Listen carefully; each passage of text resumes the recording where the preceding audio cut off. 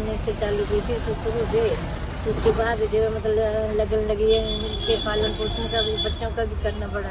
वो गरीबी से इसके कैसे करते, नहीं कोई साधन था कमाई का, इस करके भी अखबार का काम पकड़ो। उसके बाद जो मतलब आस्ते आस्ते 30-40 अखबारों से काम शुरू किया। हाँ, सबसे ज़्यादा मीडिया ने साथ दिया, घर से भी ज़्यादा।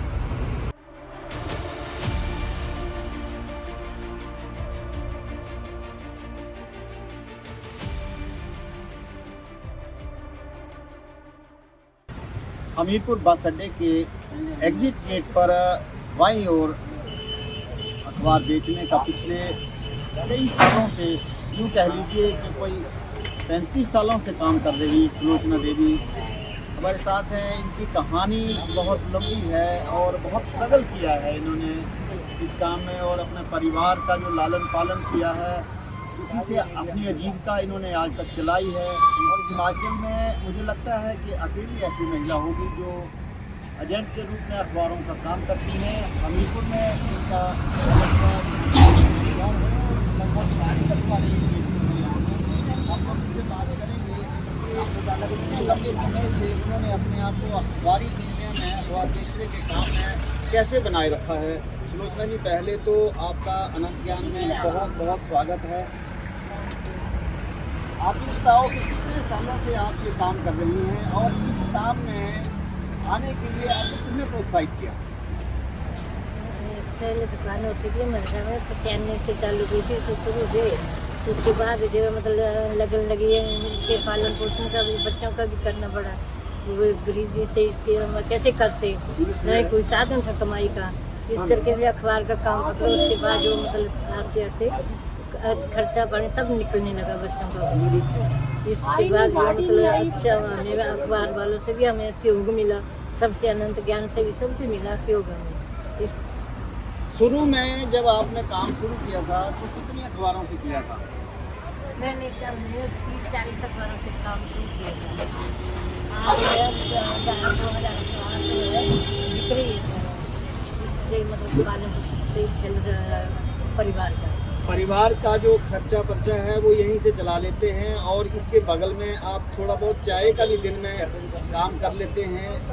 चाय कम है, सुबह कर लेते हैं काम। अभी कितनी अखबारें बेचते हैं? आप जब यहाँ आए थे तो अकेले आए थे, उसके बाद आपकी बेटी और बेटा भी इस काम में जुड़ गए? हाँ, तीनों जुड़ गए हमको। तो बेटी ने भी बहुत काम किया? बेटी ने बहुत मेहनत किया है। क्या कहना चाहेंगी? अखबार आपने बहुत छोटे से थे आप जब अखबार बेचना शुरू कर दिया, घर घर जाके डालते थे आप, हाँ जी, आपको कैसा लगता था?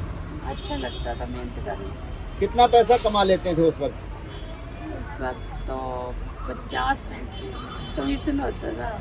अब कितना कमीशन है? अब तो 1.5 रुपया कमीशन है। कितनी अखबारें अब भी डालते हैं आप? अभी डालते हैं 500 का। 500-600 और सभी तरह की। हाँ जी। कोरोना काल के बाद अखबारों में कमी आई कुछ की, क्या लगता है आपको? हाँ, उसके बाद थोड़ा जो है उसके बाद थोड़ा कमी आई है थोड़ा। उसके बाद जो है थोड़ा मतलब जैसे ऑनलाइन भी हो गया कुछ काम, तो उसके मतलब फर्क पड़ा है थोड़ा अखबार में।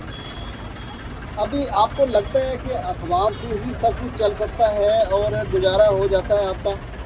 अभी इस महंगाई में जो है तो बड़ा थोड़ा मुश्किल लग रहा है कि कैसे होगा, इतना ही भी नहीं है जिसे मतलब ये है। चलो अपना थोड़ा मतलब कंजूसी करके ये गुजारा कर रहे हैं।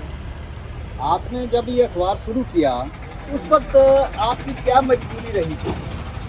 उस वक्त जो है जैसे मतलब इसके पापा जो थे चले गए थे भाई के पास, फिर उसके बाद जो मुझे मतलब ये करना पड़ा कि नहीं कुछ साधन है जो अखबार का करना पड़ेगा साथ में। काम भी उतना नहीं था कोई करने के लायक इतना जिससे मतलब और काम कर सकती है और चला सकती है अपना रोजगार। हमने देखा है यहाँ खोखे हुआ करते थे बहुत सारे बस अड्डे के बाहर, और वहाँ पर एक छोटे से खोखे में आप लोग जो थे वो चाय का अखबार का काम शुरू किया था। तो वहाँ जो परिस्थितियाँ थी उसके बाद की स्थिति कैसे बदली आपकी? बस उसके बाद जो है थोड़ा टूट तोड़ दिए थे वो कि हमारे, तो उसके बाद जो है थोड़ा दिक्कत भी आई बीच में, और अब ये चलो फिर दोबारा से मतलब थोड़ा लगा काम होने। अब आपको खोखा शायद मिल जाएगा, उनका निर्माण भी हो गया है बगल में। हाँ जी, वो जो मतलब सुनील कुमार बिट्टू ने जो मतलब मुख्यमंत्री के इसके हम बहुत आभारी सलाहकार हैं, हैं। सलाहकार हैं और मुख्यमंत्री के बहुत आभारी हैं। हम्म। उन्हें हमें बड़ा सहयोग दिया, जिससे मतलब अब हमें दुकानें बना कर दे दी। परमानेंट ठिकाना आपको एक बार फिर मिल जाएगा। हाँ जी, परमानेंट मिल जाएगा आपको। पर सबसे ज़्यादा साथ हमारा मीडिया ने दिया है, जितना भी हुआ सबसे ज़्यादा साथ उन्होंने दिया है।